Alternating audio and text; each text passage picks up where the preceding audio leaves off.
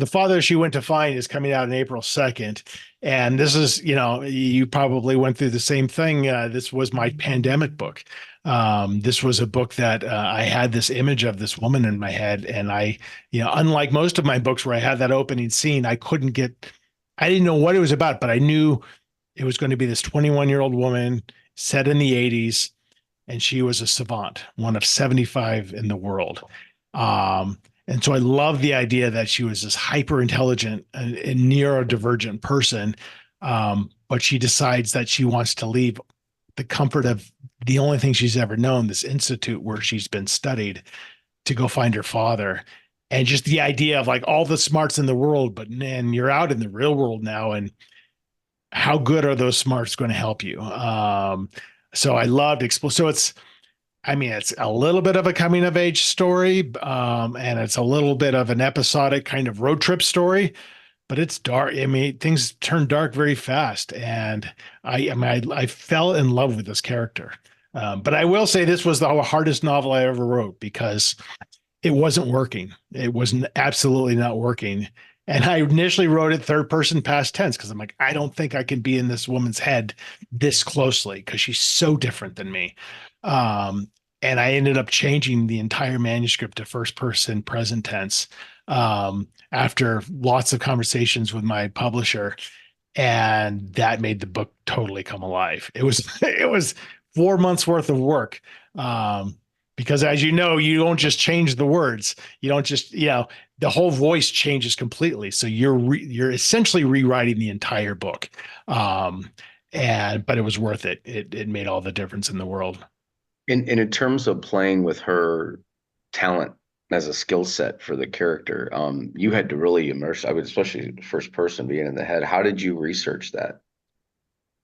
Yeah, definitely through research about savantism, and in her case, she was even more rare because she wasn't born a savant. She became a savant through physical trauma when she fell down the stairs when she was 8 years old. So that just jostled her brain, for lack of a better medical term.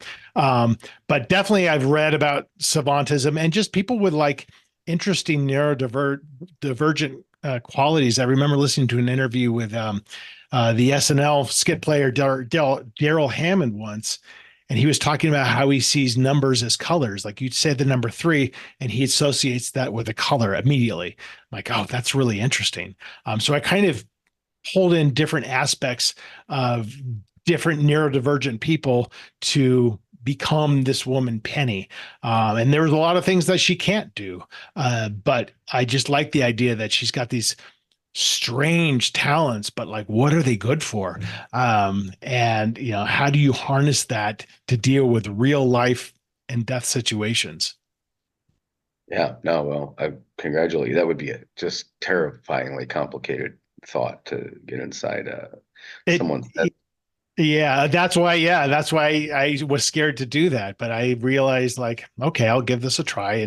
But and again, to aspiring writers, get that feedback, use your critique group, get feedback from your agent and your editor, disinterested parties who can give you honest and brutal feedback, because you don't know if you're doing it well most of the time. And I didn't want to like be too open about what you should think about this person. Because the girl falls down the stairs when she's 8. She's in a coma. While she's in a coma, the father leaves. She doesn't know why the father left the family, but he sends her a letter, a birthday card every year on her birthday. And that's it. And always no return address. Always the postmarks are from different cities. And then when she turns 21, he writes and says, this is going to be the last card you're ever going to get from me. But for the first time, there's a return address on it. So that kind of sparked, she's like, I'm leaving. I'm going to go find him because I can't, because she has such a fear of rejection, that sparks her whole journey. But I didn't know. I'm like, is this guy a good guy or a bad guy or what's his deal?